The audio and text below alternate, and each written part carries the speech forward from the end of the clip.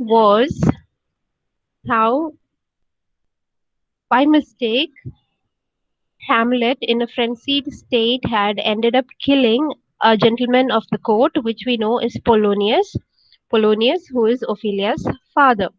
And after that, what happened? He was asked to get away from the kingdom because people were really angry. There was a rebellion against what Hamlet had done.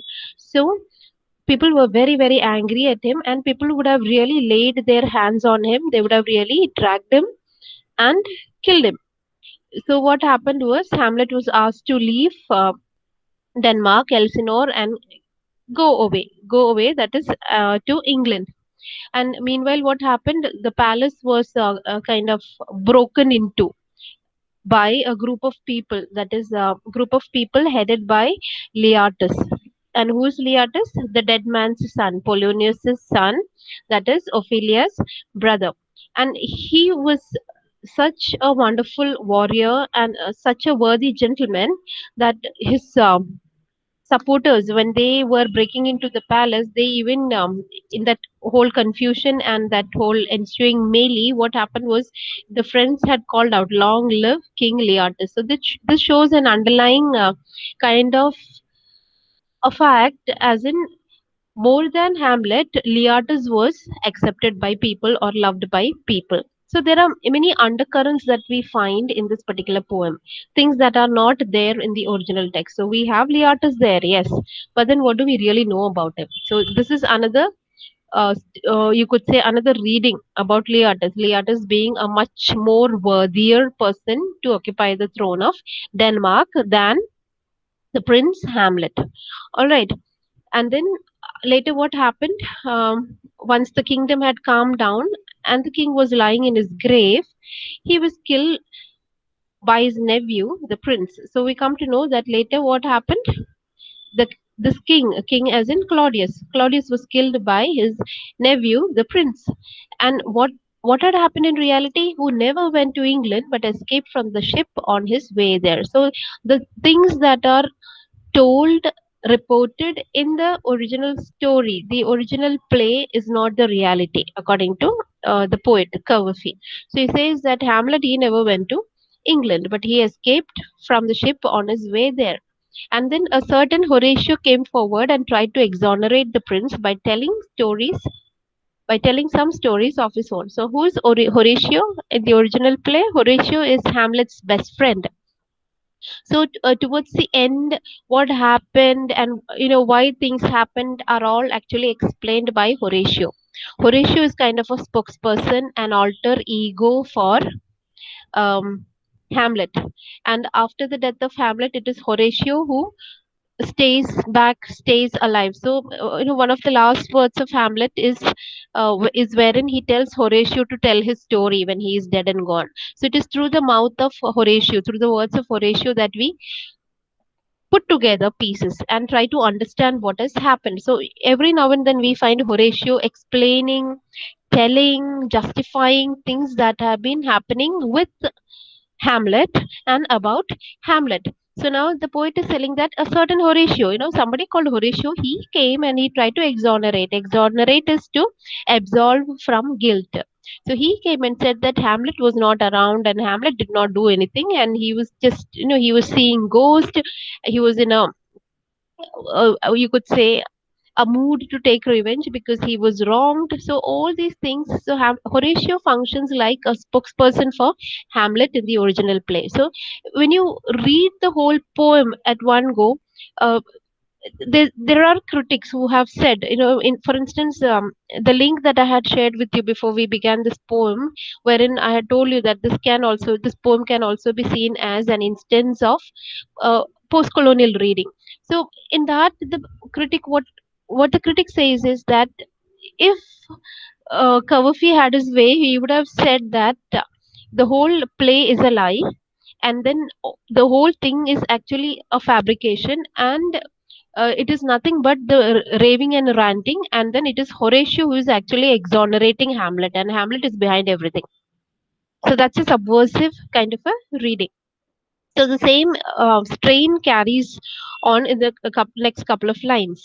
So he's saying that a certain Horatio came forward and tried to exonerate the prince, that is, make free of the guilt, by telling some stories of his own. So Horatio has been supporting, justifying, and then covering up for Hamlet, for all the guilts and failures of Hamlet. Horatio has been kind of supporting him. He said that the voyage to England had been a secret plot and orders had been given to kill the prince there, but this was never clearly ascertained. So now he's saying in the real story said that there was some kind of a plot by Claudius wherein Hamlet was asked to go to England.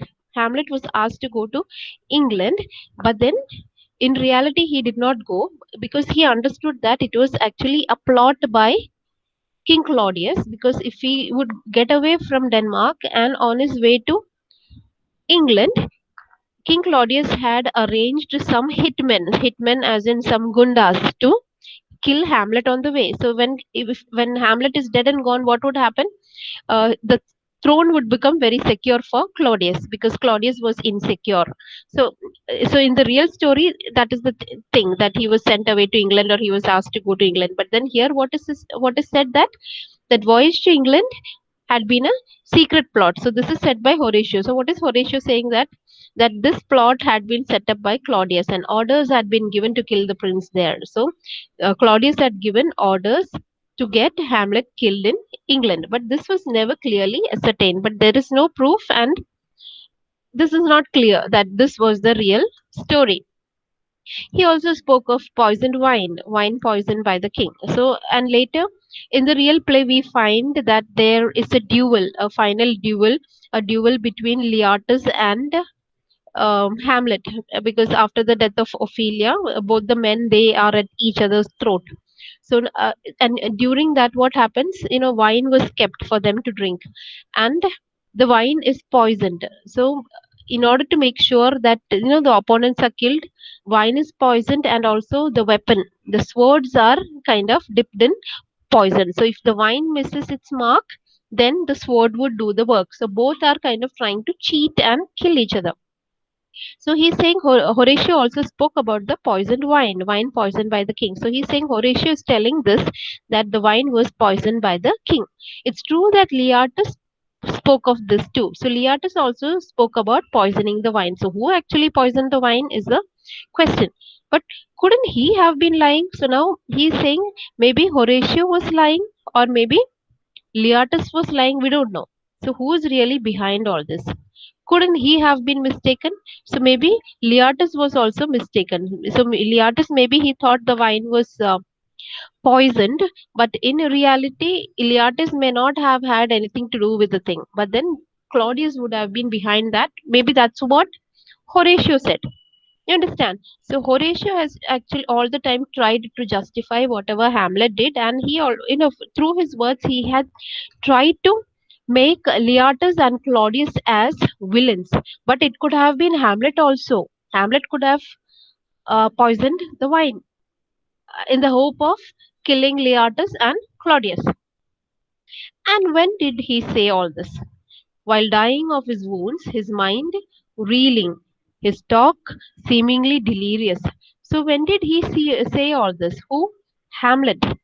While dying of his wounds. So Hamlet, he died of his wounds, his mind reeling. So now here he could stand either for Leartus or it could be for Hamlet. So maybe for Leartus. So maybe Leartus was lying about the thing being poisoned, whatever, by Claudius, that Claudius had poisoned the whole thing. Leartus would have said that. So Leartus, when he was about to die, so when you are about to die, when you are injured, you will be in a delirious state of mind. So whatever you may say may not be the truth. So he's saying there are other possibilities. So whatever these men at the time of their death, whatever they said, need not be the truth.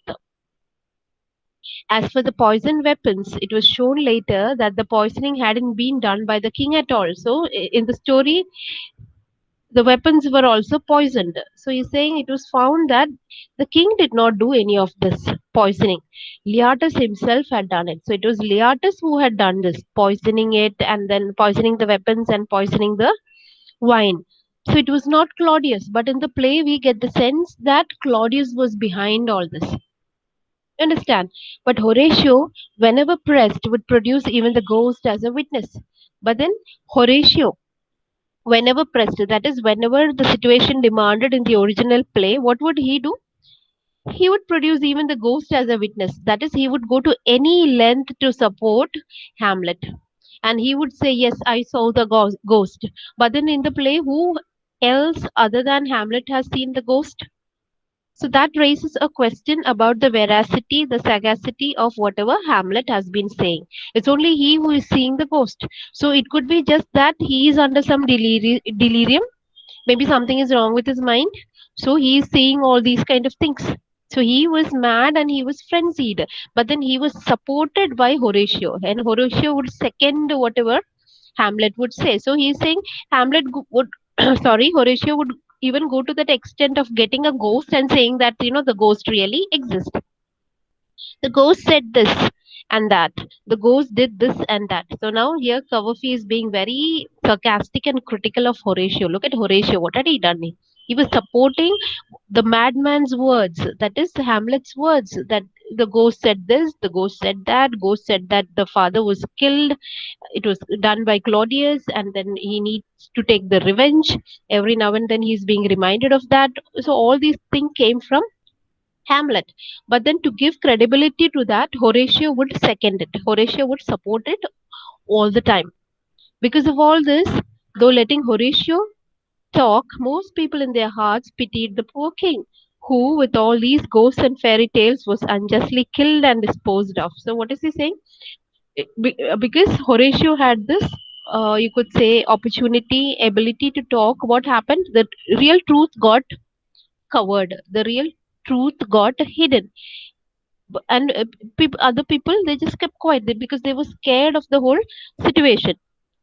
And then most people in their hearts pitied the poor king. So though Horatio was talking all these lies in order to support Hamlet, people in their heart of hearts, that is in secret, they had sympathy for the poor king, that is for Claudius, because they knew that whatever Hamlet was saying and Horatio was saying were all lies, nothing but fabrication, nothing but lies. So they had all their sympathy for the poor king, who, with all these ghosts and fairy tales, was unjustly killed and disposed of. So these stories about ghosts and all these fairy tales, it became just an excuse, kind of a cover for both Hamlet and Horatio to get Claudius killed and dispose him off, because they did not want him around, because he was a better king, because he was popular, and he was a threat to Hamlet. So that is the real story according to Coverfay.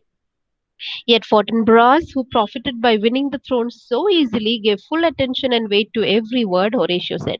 And we also know that at the end of the duel between Leotus and Hamlet, both of them dies. So after their death, like after Hamlet is dead and gone, there is nobody else to occupy the throne. So you have another gentleman, another person, Fortinbras. He becomes the king of Denmark. So Fortinbras, after becoming the king, he believed in all that, every word that was spoken by Horatio, and he did not accept, or he did not know the real truth. And what was the real truth? All that has been said by the poet in this particular poem.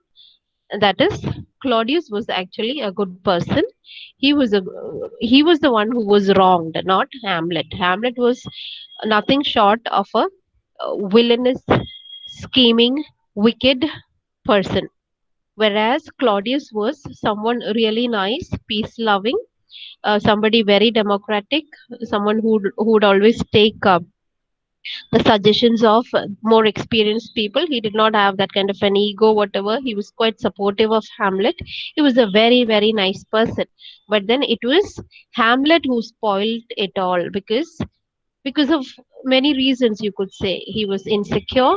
He was not sure of himself, and he was in a frenzied state of mind. He would have all these delirious attacks wherein he would speak of seeing ghosts and things like ghost of his father asking him to take revenge for his murder, all these kind of things. And in whatever he did and whatever he planned, he was supported by Horatio, and Horatio became that mask using which Hamlet could go about doing his things, as in getting Claudius out of the way, getting him dumped and killed and then removed from his way. But then, unfortunately, we know that towards the end of the play, he also becomes a victim of his own scheming.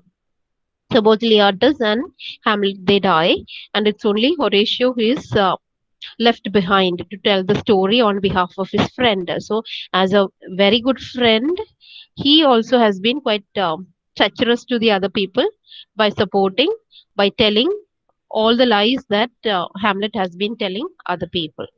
And then even the next king from Fortinbras who came to the throne, he also believes whatever Horatio said. So the real truth, as in the real truth about King Claudius, lies buried with him, and nobody has any kind of feeling or sentiments for this man who actually deserves it all because he was such a good man. So he was a victim of circumstances, a victim of his own nephew who had schemes to get him out of the way.